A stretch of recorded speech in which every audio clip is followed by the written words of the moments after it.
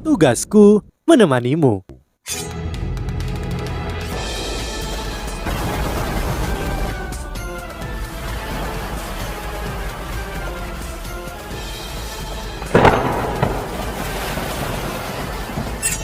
Hai sahabat Pasuk, kembali lagi bersama alur cerita versi novel Solen 2 Sekte Tang yang tak tertandingi.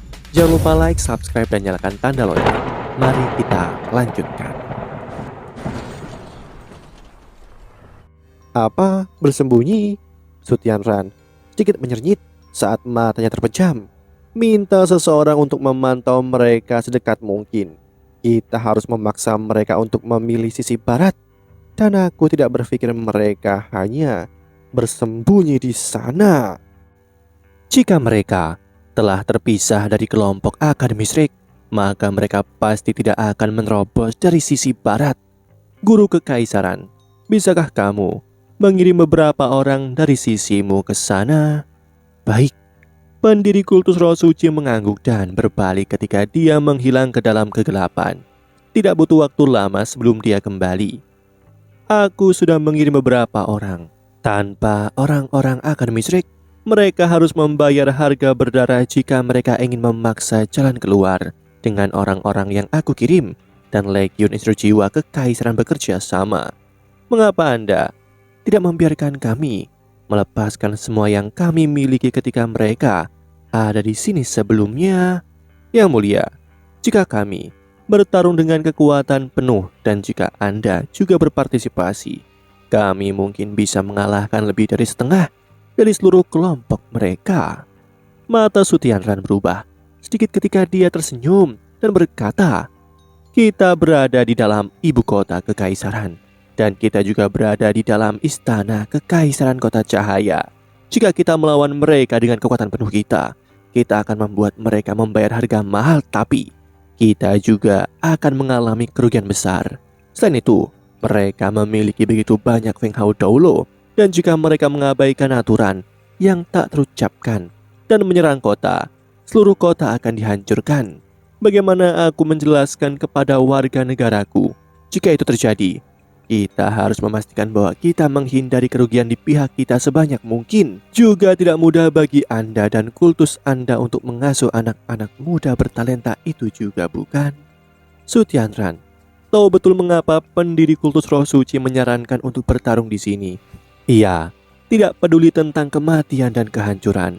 Dan kematian begitu banyak warga sebenarnya akan sangat bermanfaat bagi para mas roh jahat. Sutianran ingin seluruh dunia turun ke dalam kekacauan, tetapi bagaimana mungkin dia bisa membiarkan kultus roh suci melakukan sesuatu seperti itu di sini? Yang benar adalah bahwa Sutianran tidak begitu takut dengan akademis Rik dan sekte tubuh mengabaikan aturan pertempuran Feng Hao Doulo yang tak terucapkan. Sebaliknya, dia lebih takut bahwa master-mas roh jahat ini akan mengambil kesempatan untuk menimbulkan masalah dan bahwa mereka akan membunuh warganya. Pendiri kultus roh suci mendengus dingin dan berkata, aku tidak bisa membiarkan bajingan kecil dari sekte Tang melarikan diri. Aku akan mengubah mereka menjadi zombie di bawah kendaliku. Dia membenci kelompok sekte Tang sampai ke tulang karena kematian beberapa mas roh muda luar biasa yang telah memberikan pukulan berat baginya. Hatinya sakit untuk mereka. Sutianran menjawab, jangan khawatir, Guru Kekaisaran. Kelompok Shrek pergi ke sisi barat, dan itu berarti mereka akan pergi dari sana. Selain itu, mereka tidak akan pernah menyerahkan kemuliaan yang telah mereka pegang begitu lama. Shrek berhadapan dengan sekte Tang di final besok, jadi mereka tidak akan pergi sampai turnamen berakhir. Mereka telah meninggalkan kota untuk saat ini, tetapi mereka mungkin akan kembali setelah beberapa saat karena mereka tidak tega meninggalkan anak-anak muda elit itu. Aku akan menjamin bahwa mereka semua akan tetap ada jika mereka terus menuju ke sisi barat, dan kita dapat menyimpannya di sini selamanya dengan membayar harga yang sangat kecil. Pendiri kultus roh suci memiringkan kepalanya dan tidak mengatakan apa-apa lagi. Di sisi Yu Hao, waktu hampir habis dan bahkan Ye Yuli mulai merasa sedikit gugup. Tangan Yu Hao masih bekerja dan tampaknya formasi gabungan terakhirnya akan selesai. Bisakah dia membuatnya tepat waktu? Yu Hao adalah fokus perhatian setiap orang. dan banyak orang merasa cemas untuknya.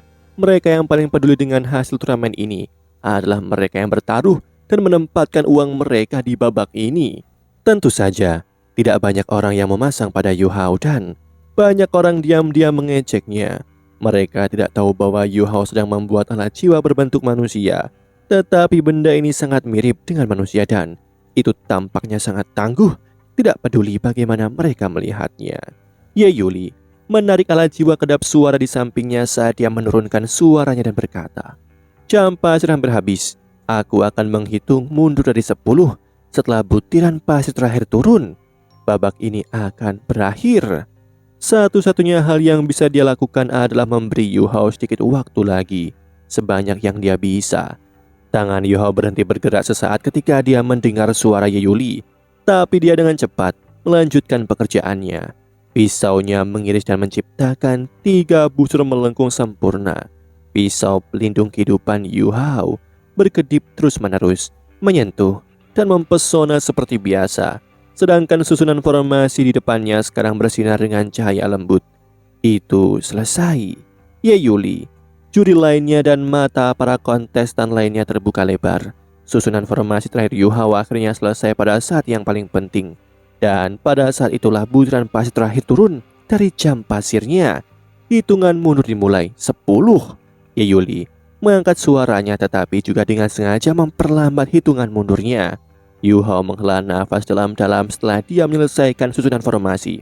Dia hampir lupa bahwa kakinya tidak berfungsi dan dia sebenarnya secara tidak sadar berusaha untuk berdiri. Kakinya tidak mendukungnya tentu saja dan tubuhnya bergoyang ketika dia hampir jatuh ke tanah. Ye Yuli merasakan jantungnya tenggelam ketika dia menyaksikan Yu Hao. Ya, dia telah terus-menerus membuat begitu banyak susunan formasi.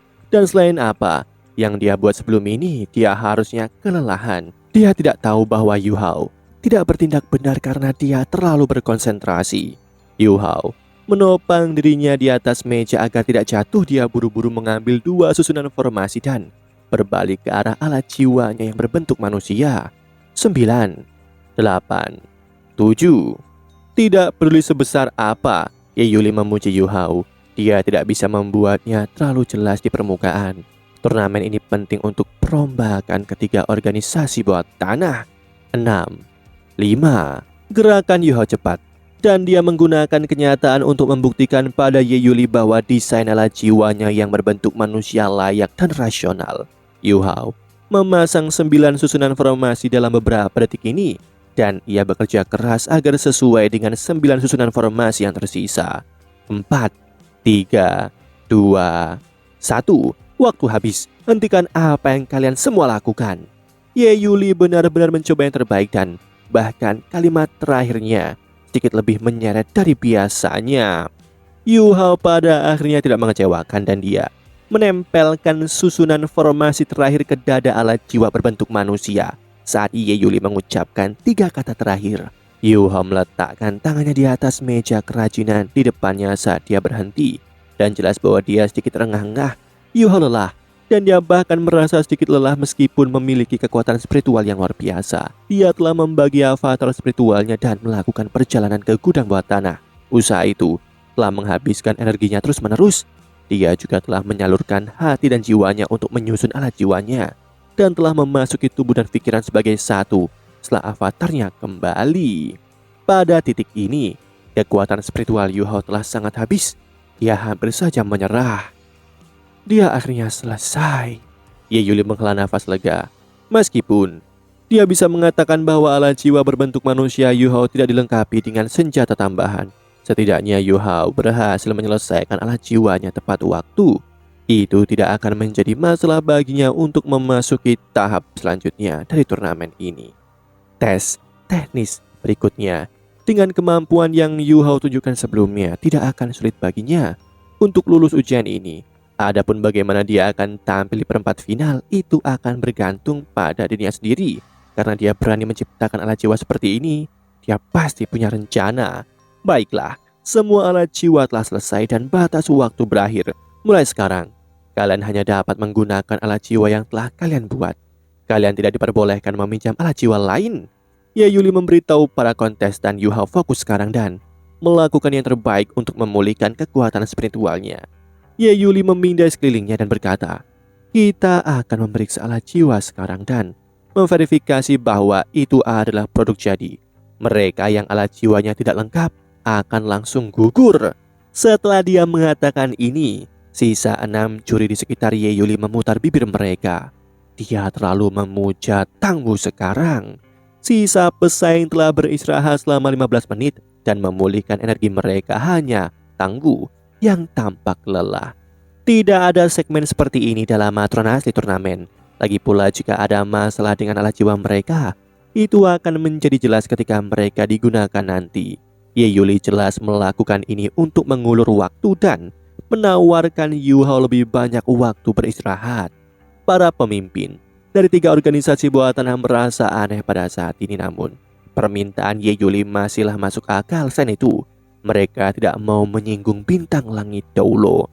Ye Yuli memimpin semua orang ke depan Yu Hao dan dia berkata, "Tanggu, apakah alat jiwamu lengkap?" Yu Hao sangat sensitif ketika Ye Yuli sengaja menunda waktunya dengan menghitung mundur. Dari 10 sebelumnya dia sudah bisa merasakan bahwa pria ini membantunya. Pada awalnya dia berpikir bahwa juri telah disuap oleh aliansi musuh, namun dia menyadari ada sesuatu yang salah ketika Ye Yuli menyarankan segmen ini. "Ya, ketua juri, aku sudah menyelesaikannya. Alat jiwaku bekerja dengan sempurna. Itu bisa digunakan," kata Yu Hao dengan hormat. Ye Yuli tertarik pada Yu Hao apapun yang terjadi. Melihat bahwa dia sopan, dia bahkan lebih puas. Dia mengangguk berulang kali, "Bagus. Jika aku tidak salah, kamu memasang beberapa bagian mekanis ke dalam alat jiwa berbentuk manusia. Apakah aku benar? Itu juga merupakan komponen utama. Apakah kamu pikir bagian mekanik ini dapat menggantikan susunan formasi? Bisakah alat jiwa berbentuk manusiamu bertarung?" Meskipun dia seharusnya tidak menanyakan hal ini pada saat seperti ini, dia tidak bisa menahan diri lagi. Yua berkata, "Aku rasa bagian-bagian mekanik dapat menggantikan susunan formasi sampai batas tertentu. Bagaimanapun, susunan formasi lebih rumit untuk dibuat dan persyaratan untuk logam langka yang digunakan juga cukup tinggi. Selain itu, susunan formasi bisa tidak stabil. Akibatnya, aku mengganti susunan formasi dengan mekanis tidak hanya mudah untuk dibuat, tetapi juga lebih dapat diandalkan. Tentu saja, komponen mekanis harus dipasang dengan sangat tepat. Ini dapat mencapai melalui pengujian berkelanjutan." Itu masuk akal. Uji alat jiwa berbentuk manusia ini untuk kita lihat. Ya, Yu Hao mengakui. Ye Yuli bertanya, "Apakah kamu membutuhkan bantuan kami?" Saat dia berbicara, dia menunjuk kaki Yu Hao. Yu Hao tersenyum dan menggelengkan kepalanya. Dia mengangkat tangannya dan menekan alat jiwa berbentuk manusia beberapa kali. Tiba-tiba alat jiwa terbuka ke kedua sisi. Hal yang sama terjadi pada kaki alat jiwanya sekarang. Seluruh kulit terluar terbuka, mengungkapkan bagian dalam alat jiwa. Ye Yuli menemukan bahwa alat jiwa ini dirakit dengan sangat tepat ketika dia mengamatinya dari dekat. Tata letak keseluruhan alat jiwa juga sangat masuk akal. Tidak akan menyakitkan bagi seseorang untuk masuk dan tetap berada dalam alat jiwa. Ruang yang tersedia juga lebih besar dari yang dia duga. Yo berkata, "Ketika aku menciptakan alat jiwa ini dengan terburu-buru, aku tidak menambahkan bahan bantalan seperti kulit. Kalau tidak, akan lebih nyaman." Dia memasuki alat jiwanya. Suara dentang bergema. Pertama-tama kaki-kaki alat jiwa ditutup dan diikat dengan kuat di kaki Yu Hao. Setelah itu, seluruh kulit luar ditutup dan dia benar-benar di dalam alat jiwa. Saat Yu Hao perlahan-lahan melepaskan beberapa kekuatan jiwanya, mata alat jiwa menyala. Mata roh Yu Hao bersinar dan dia melepaskan kekuatan spiritualnya pada saat yang sama. Dahinya mengontak susunan formasi di depannya. Melalui susunan formasi ini, ia mentransmisikan kekuatan jiwanya ke seluruh 17 susunan formasi di sekitar tubuhnya. Transmisi kekuatan jiwanya diselesaikan melalui formasi di perutnya. Susunan formasi ini juga merupakan susunan formasi terbesar dan terakhir yang telah ia buat. Lapisan cahaya putih lembut dilepaskan dari alat jiwa berbentuk manusia saat Yu Hao mengendalikannya dengan pikirannya. Alat jiwa berbentuk manusia berjalan maju. Pada saat yang sama, ia mengangkat lengannya dan sepertinya melenturkan otot-ototnya. Itu berhasil. Mata Ye Yuli dipenuhi dengan keheranan dan keterkejutan. Meski dia adalah seorang instruktur jiwa kelas 9, Dia tidak percaya bahwa Yu Hao telah menciptakan alat jiwa berbentuk manusia. Alat jiwa berbentuk manusia sering menjadi penghalang bagi instruksi jiwa. Masalah terbesar dengannya adalah bahwa mereka sangat sulit dikendalikan. Aula Kebajikan termasuk pernah menyarankan alat jiwa besar berbentuk manusia harus dikendalikan melalui kekuatan spiritual. Masalah tentang kekuatan jiwa bisa diselesaikan dengan menggunakan botol susu. Cukup sulit untuk mengendalikan alat jiwa seperti ini. Susunan formasi yang dihubungkan oleh Yu Hao dengan dainya tidak berasal dari penelitiannya sendiri.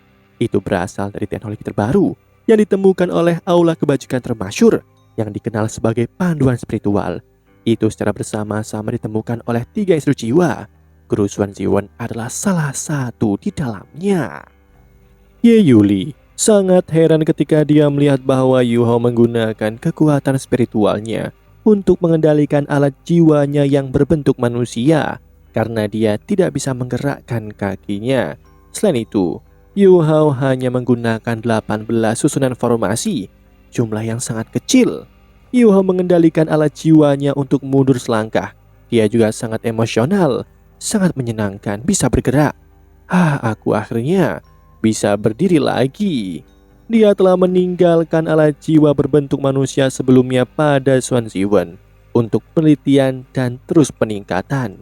Dia tidak membawanya bersamanya kali ini.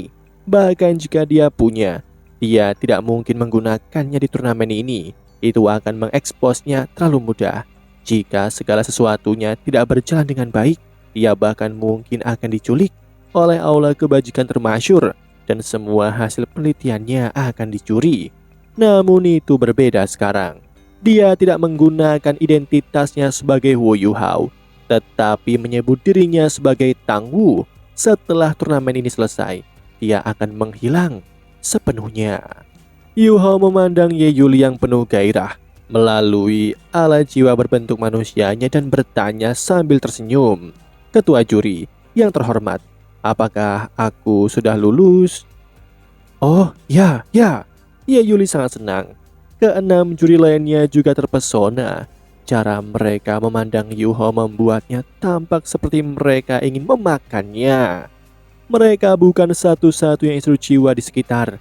Ada juga pesaing lain dan banyak penonton. Ini sebenarnya adalah alat jiwa berbentuk manusia. Penatua ketiga sudah sangat resah dan tidak bisa tetap duduk. Dia berdiri di depan area istirahat dengan ekspresi sangat terkejut di wajahnya. Kakak laki-laki kedua yang kukasihi, kamu memaksaku untuk memberikan anak ini kepadamu. Apakah kamu melihat ini? Dia benar-benar membuat alat jiwa berbentuk manusia. Dia bahkan dapat menggunakan kekuatan spiritualnya untuk mengendalikannya. Meski tindakannya sederhana, dia hanya menggunakan 18 susunan formasi. Bahkan jika aku membuat sesuatu seperti ini, aku masih membutuhkan setidaknya 40 susunan formasi untuk menyelesaikan tindakan sederhana yang dia lakukan bersama dengan 18 formasi ini. Anak ini jenius mutlak. Jenius seperti ini terlalu penting untuk pengembangan alat jiwaku di masa depan, kakak. Nanggong Wan juga terpana dengan apa yang diciptakan oleh Wu Yu Hao. Namun dia harus tetap ngotot. Dia tersenyum dan berkata, menurutku dia harusnya lebih kuat sebagai seorang Master Roh. Apakah kamu lupa keterampilan jiwa yang dia tunjukkan sebelumnya? Selain itu, aku tidak akan menghentikannya dari belajar cara membuat alat jiwa. Kamu dapat terus berinteraksi dengannya. Melihat bahwa Nanggong Wan tidak mau mengalah, penatua ketiga segera beralih ke wakil pendiri. Wakil pendiri, Anda sudah melihatnya juga bukan? Dia jenius alat jiwa. Bagaimana menurut Anda? Wakil pendiri menjawab, mari kita bahas ini ketika turnamen berakhir. Ayo tonton turnamen dulu. Aku baru saja menerima berita bahwa mungkin ada orang-orang dari Akademi Shrek di dekat sini. Mereka tidak akan menyergap kita sekarang, tetapi itu tidak berarti mereka tidak akan menargetkan kita. Semua orang bersiap untuk bertarung. Satu-satunya hal yang harus kita hindari sekarang adalah konflik internal. Setelah mendengar kata-katanya, Nanggong Wan dan tetua ketiga takut dan buru-buru mengangguk. Demikianlah kisah untuk kali ini. Sahabat Pasuk, jangan sedih, jangan bimbang, apalagi galau. Karena aku kan selalu menemanimu.